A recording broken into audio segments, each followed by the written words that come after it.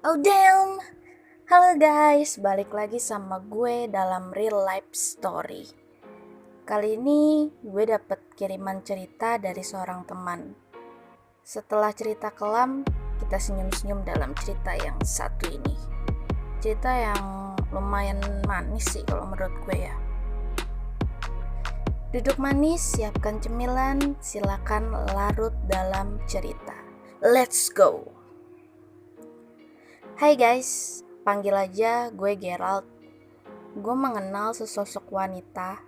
Dia manis, baik, lucu, mandiri, dan sangat penyayang. Sebelumnya gue gak menyangka akan sedekat dan menjadi kekasih dari wanita ini. Karena saat itu dia masih berstatus istri dari temen gue. Dia lumayan humble menurut gue. By the way, gue tinggal hanya berdua sama ayah. Dan dia wanita yang selalu membantu gue mengurus ayah karena tuntutan pekerjaan yang mengharuskan gue lebih banyak di luar daripada di rumah. Kita tidak terlalu akrab saat itu. Dia lebih banyak menghabiskan waktu dengan ayah, bahkan ayah sangat menyayangi dia melebihi gue. Kata lainnya, dia sudah diangkat anak oleh ayah. Dan kisah kita dimulai ketika suatu saat HP gue hilang. Momen terkutuk buat gue, tapi membawa kebahagiaan setelahnya. Karena HP gue hilang, terlintas di pikiran gue untuk meminta tolong dengannya. Bidadariku bernama Dea. Tanpa pikir panjang, gue menyambangi rumahnya dan minta tolong untuk dicarikan HP baru. Karena HP gue sudah gak ada harapan untuk ditemukan. Dan dia menyanggupi dengan senang hati tanpa meminta imbalan apapun. Beberapa jam setelahnya, Dea sudah berhasil mendapatkan HP second pengganti HP gue. Sehabis berterima kasih dan mengobrol sebentar, gue mencoba meminta nomor WhatsApp Dea. Kita pun mulai intens berchat ria. Obrolan kami sedikit banyaknya ngebahas tentang ayah. Tidak terlalu lama dari itu, gue yang memang punya riwayat kesehatan yang buruk jatuh sakit. Gue berniat minta tolong dengan temen gue yang punya motor untuk diantar ke klinik langganan gue untuk check up. Dan ayah minta tolong sama Dea untuk memanggil temen gue.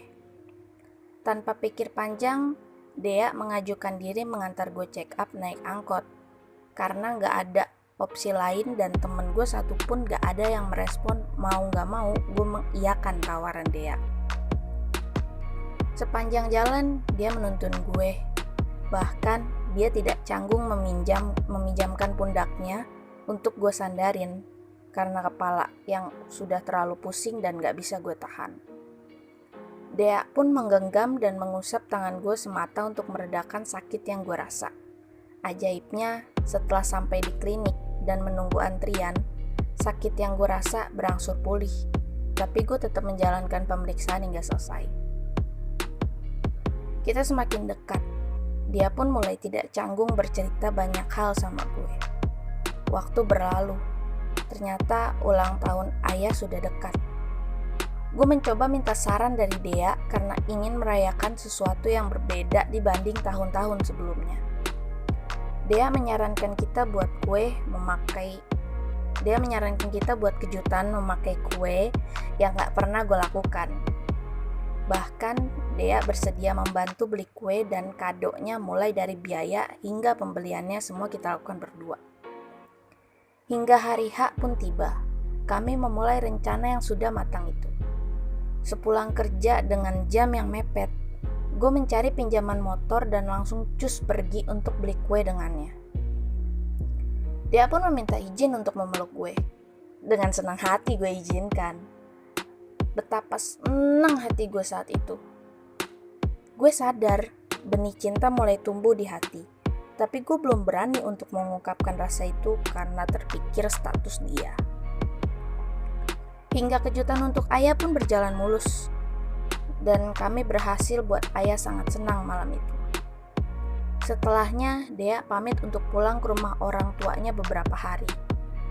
Hal rutin yang ia lakukan 2 minggu sekali. Chat dan telepon kami pun tetap berlangsung selama Dea di rumah orang tuanya. Rindu mulai hadir, sampai gak tertahan. Gue mencoba menghubungi Dea lagi. Dek, abang boleh minta tolong lagi gak? Minta tolong apa bang? Nanti kalau Dea pulang ke sini, bisa gak temui abang sebentar? Ada yang mau abang bicarain sama Dea, sebentar aja. Tapi abang mau bicara 4 mata sama Dea. Boleh bang, besok Dea udah pulang kok. Abang mau bicara di mana? Ya udah, besok abang tunggu di mobil ya. Dea langsung ke mobil aja sepulang abang narik. Kebesokannya, Dea betul-betul datang. Dia duduk di sebelah gue dalam mobil. Sebelumnya, gue mengucapkan terima kasih atas semua pertolongan dia yang gak akan bisa gue lakukan bila bukan karenanya. Dengan senyum manisnya, dia bilang tidak masalah dengan itu. Tanpa sadar, gue memeluk Dea penuh sayang yang selama ini gue pendam. Dea hanya diam dan canggung menerima perlakuan gue. Tapi ia tidak marah maupun menepis. Hingga gue meminta izin kepadanya. Gue sangat ingin mencium pipi cabinya itu. Dia pun mengiyakan sampai tidak sadar. Kecup itu berlanjut hingga ke bibir. Kita larut dalam suasana. Sebelum semakin menjurus, gue menghentikan semua itu dan mengajak Dea untuk pulang bersama. Singkat cerita, setelah semua itu, gue dan Dea menjadi canggung. Hingga suatu malam dengan muka lesu dan tampak berantakan, Dea menyambangi gue dan meminta tolong. Dia bercerita kalau dia sudah hampir 2 hari gak makan nasi, karena suaminya yang gak kerja dan mengandalkan Dea untuk masalah ekonomi. Dan Dea ingin menjual sesuatu ke gue untuk tetap bisa makan. Gue pun menyanggupi dan bertanya apa yang mau dijual serta berapa yang dia perlukan. Tanpa gue sangka, Dea ingin menjual sesuatu hal yang gak bisa gue sebut di sini. Gue mencoba untuk meminjamkan uang saja, tapi dia menolak karena gak yakin bisa tidaknya mengganti uang itu. Bahkan menolak untuk dikasih. Akhirnya gue menyetujui kekeras kepalaannya. Dan terjadilah hal yang tidak bisa gue sebut sekali lagi. Setelah semua itu, rasa yang gue punya semakin membesar. Tapi gue belum punya cukup keberanian untuk bilang. Dan tanpa disangka, setelah melakukan itu, Dea menangis. Gue yang bingung ada apa dengannya pun panik. Gue coba menenangkan setelah cukup lama dan tanpa gue minta, Dea bercerita. Kehidupan rumah tangganya sangat berantakan. Iya, Dea menikah karena dipelet oleh suaminya. Dan itu diakui oleh suaminya sendiri. Wow. Dea bertahan hingga sekarang pun semata karena kasihan. Suaminya sama sekali tidak punya pekerjaan dan memanfaatkan Dea untuk kehidupannya sehari-hari. Bahkan yang lebih menyedihkan, Dea diminta berhutang ke sana-sini dan uang hasil utang itu dipakai untuk suaminya beli rokok, kopi, dan mie 1 biji. Dan membiarkan Dea kelaparan tanpa berniat membagi Dea makan. What the gila. Dea mengakui bahwa dia menyimpan rasa dengan gue, tapi dia gak bisa apa-apa karena status yang masih dipegangnya. Suaminya pun susah untuk dicerai karena tiap kali Dea meminta cerai, suaminya selalu mengancam Dea dengan banyak hal. Gue teriris mendengar rintihan Dea. I feel same, dude. Setelahnya, Dea mulai jarang terlihat. Bahkan menjenguk ayah pun tidak pernah lagi ia lakukan. Sampai gue mendengar kalau Dea dilarang untuk berdekatan atau mengurusi hal yang berhubungan dengan gue. Suaminya mengekang Dea dalam rumah tapi tetap harus menghasilkan uang. Menghasilkan uang tapi tetap dalam rumah. Gimana ceritanya? Hello. WhatsApp dan segala jalur komunikasi diblok oleh suaminya.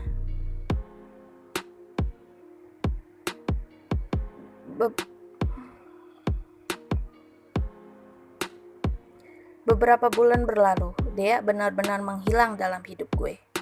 Usut punya usut, Dea berpisah dengan suaminya dan memutuskan pulang ke rumah orang tuanya. Ayah sangat kehilangan dengan sosoknya yang selalu ada dan tulus merawat ayah. Hingga ayah pernah berkata, mungkin insting seorang ayah kepada anaknya, pada gue. Ayah mengetahui sepertinya kami saling sayang dan meminta, bila gue sungguh-sungguh, ayah merestui kami untuk menikah. Hanya jangan tinggal di daerah sini lagi. Nanti ayah akan menyusul ke tempat kalian, ucapnya. Gue yang saat itu masih ragu dan Dea yang belum berpisah dengan suaminya tidak berani menyanggupi permintaan ayah. Setelah kepergian Dea, gue mencoba mencari kontaknya dan baru mendapatkan setelah 5 bulan hilang kontak. Jawaban Dea yang meruntuhkan semangat. Dea gak bakal balik ke sana lagi bang, udah gak ada yang Dea tuju di sana. Lemesnya seluruh badan. Gue menjalani hari tanpa semangat dan mencoba menjalin hubungan dengan wanita lain. Tetapi Dea selalu menari dalam pikiran dan hati gue. Sampai hubungan gue tidak berjalan lama karena hati gue tetap memanggil Dea. Gue baru sadar cinta gue hanya milik Dea. Akhir tahun tiba. Gue harus kehilangan sosok ayah. Ayah menutup usia. Hingga di akhir hayatnya pun ayah tetap bertanya di mana keberadaan Dea. Iya, Dea berhasil menetap dalam hati kami. Tetapi sesaat setelah pemakaman ayah, gue menemui sosok yang gak asing. Dea menghadiri pemakaman ayah dengan mata sembabnya. Gue pun meluapkan kangen saat itu dan asik bercerita tentang ayah yang sangat khawatir dengan Dea. Bahkan pacar gue yang ada di samping gue terlupakan. Dea pun pamit paginya karena sudah harus pulang. Pagi gue beku terhempas fakta Dea sudah memiliki kekasih lagi. Tetapi komunikasi kami berlanjut dan lancar, kembali seperti dulu, walau harus berlabel abang dan adik. 2 tahun berlalu, kami dipertemukan kembali setelah sekian lama.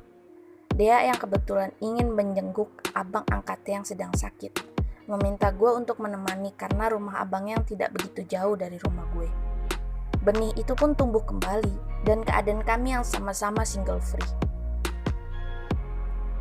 Sepulang dari sana, gue meminta waktu Dea lagi sebentar, sekedar melepas segala rindu yang terlalu menumpuk ini.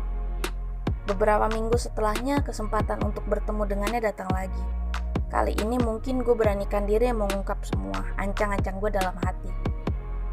Abang gue mengajak gue liburan, dia bersama dengan istrinya. Dan gue diminta untuk menemani sekaligus menggantikan dia saat menyetir bila lelah. Abangku membolehkan gue bawa satu teman untuk teman gue di sana. Gue pun mengajak Dea. Sesampai kami di sana dan di saat kami hanya tinggal berdua, Dea membuka percakapan terlebih dahulu. Dia mengungkapkan segala rasanya sama gue. Iya, ternyata dia benar-benar memiliki rasa. Dan kalau ternyata rasanya berbalas, dia ingin kali ini kami bisa bersatu. Betapa senangnya gue saat mendengar semua itu. Gue pun mengiyakan dan ikut mengungkapkan alasan kenapa selama ini gue pendam rasa itu. Kami pun mengesahkan hubungan kami hari itu. Tidak peduli dengan latar belakangnya dahulu, Dea pun masih menjadi kekasih gue sampai cerita ini gue tulis. Dan kami sangat bahagia menjalani hubungan ini. Penantian yang panjang itu akhirnya berbuah manis. Thanks untuk semua yang sudah mau mendengar. Salam dari Gerald. Well, salam balik dari aku untuk Gerald. Terima kasih untuk ceritanya. Gak ada manusia yang sempurna. Semua manusia punya dosanya tersendiri. Kita hanya berbeda dalam memilih dosa. By the way, ceritanya sweet banget sih. Bisa nahan rasa sayang sampai 2 tahun. OMG. Gue gak bisa ngebayangin apakah gue cukup kuat untuk menahan rasa sayang selama 2 tahun dan orangnya tuh hilang-hilangan dari hidup gue gitu.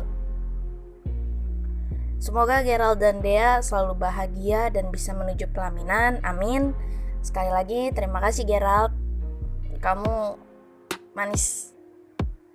Dan see you next story guys. Jangan lupa subscribe, like, and share. Thank you.